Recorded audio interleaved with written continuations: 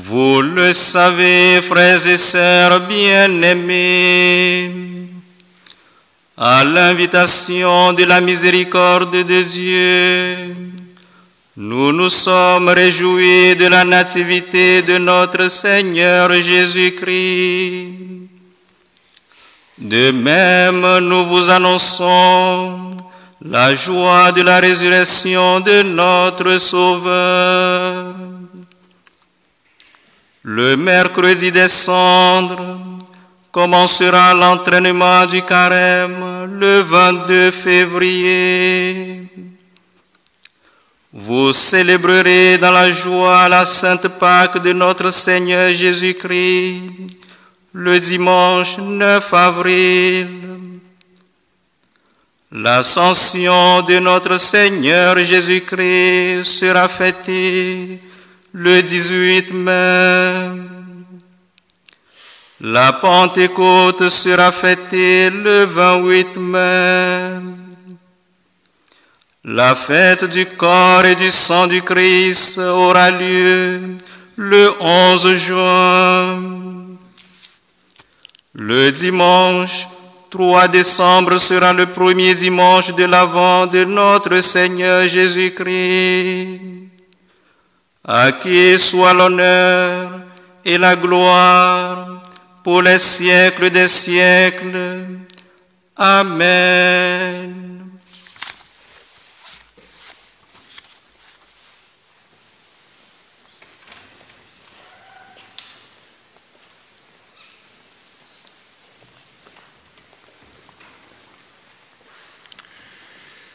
Voilà, le diacre vient de nous proclamer la bonne nouvelle de l'Évangile et il vient aussi de nous proclamer la bonne nouvelle des fêtes chrétiennes de cette année. Merci. La fête ou les festivités, le temps liturgique de Noël, tel que nous le fêtons ces jours-ci, aujourd'hui, s'est construit patiemment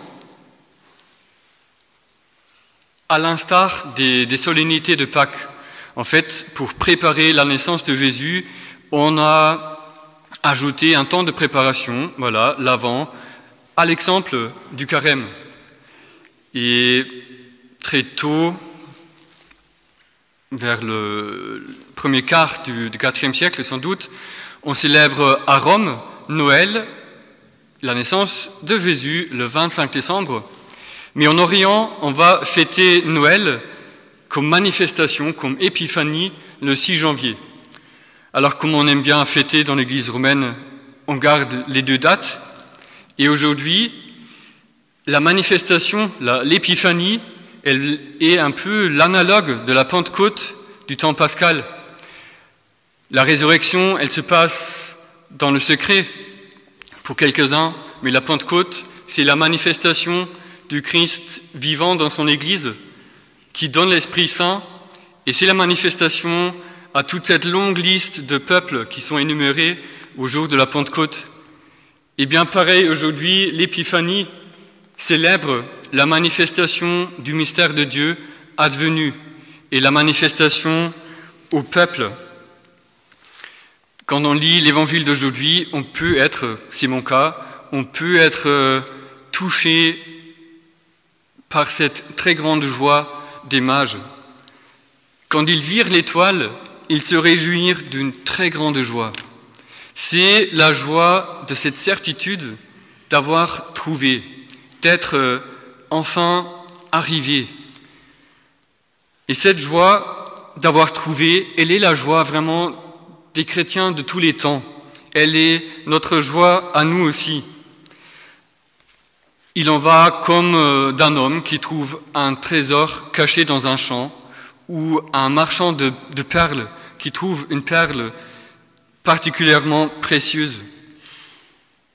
Et cette joie, l'Évangile n'en parle pas, mais je pense que le reste des Écritures en parle, le reste du Nouveau Testament en parle.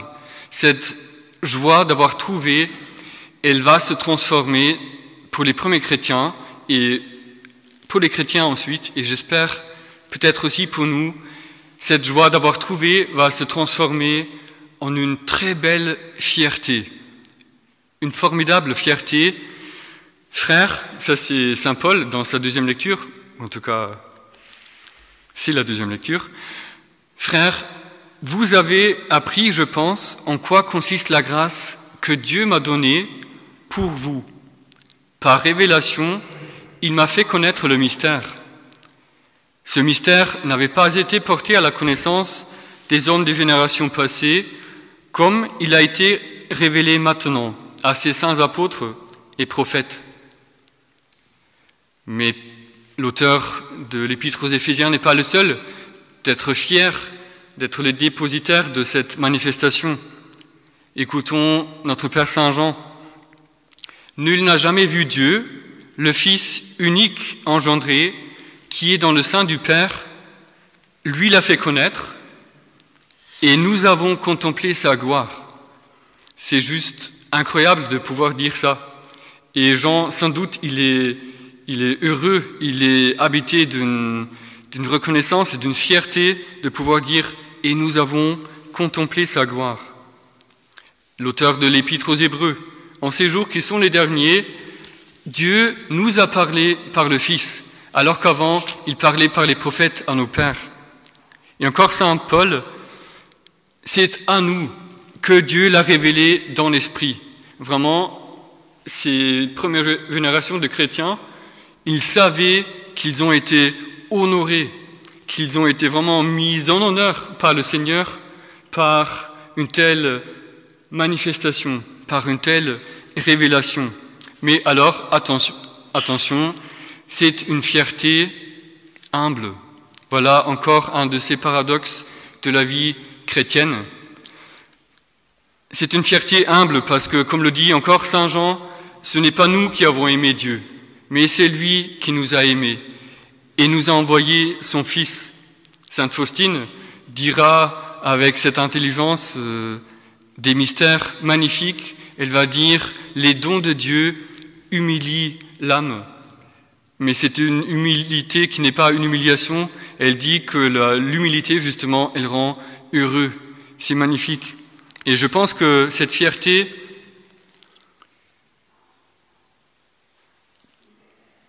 du don de connaître le Seigneur, eh bien, c'est une fierté humble. Écoutons encore Saint Paul. C'est en effet, alors que nous étions sans force, c'est alors au temps fixé que le Christ est mort pour les impies, que nous étions. Participe imparfait, ça veut dire que ça peut même continuer. La preuve que Dieu nous aime, c'est que le Christ, alors que nous étions encore pécheurs, est mort pour nous.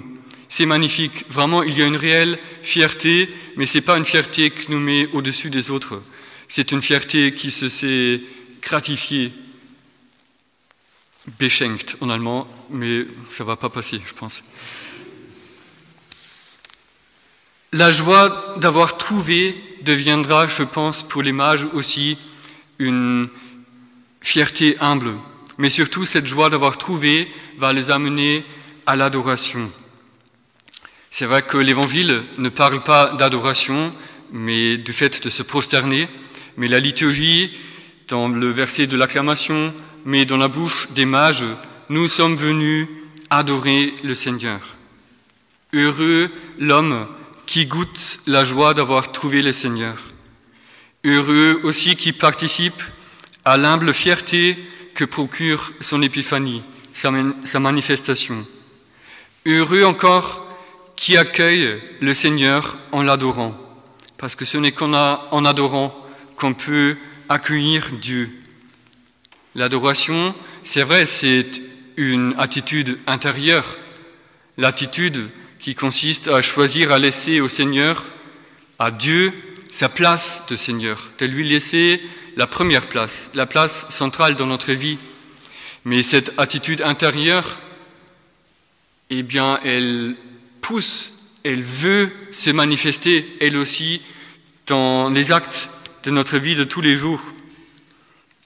L'adoration, c'est donc laisser la place centrale au Seigneur dans notre vie, de ne permettre à aucune idole de prendre cette place, parce qu'elles ne sont pas mortes ou en tout cas, elles ont été mortes depuis le début, mais elles ressurgissent, ces idoles. Alors, l'adoration, c'est de ne pas permettre à aucune idole de prendre la place qui est la première, ni l'idole de la santé, ni l'idole du travail de nos mains, avis aux apôtres, voilà, ni l'idole de notre confort, ni non plus l'idole de notre smartphone, mais seulement au Seigneur. Seigneur, sois le centre de ma vie, sois à la première place dans ma vie, parce que là, tu es à ta juste place, et moi aussi, et les choses dans ma vie seront à leur juste place si moi je te laisserai être à la première place. Alors nous, personnellement, j'ai eu cet honneur, cette joie d'offrir de l'encens à l'enfant nouveau-né au début de cette célébration. Mais nous tous, voilà, nous n'allons pas offrir ni encens ni myrrhe. Mais nous avons encore ce bien très précieux qui est un réel sacrement de notre vie, qui est notre temps. Nous pouvons offrir en adoration, en offrande au Seigneur, le temps de notre vie.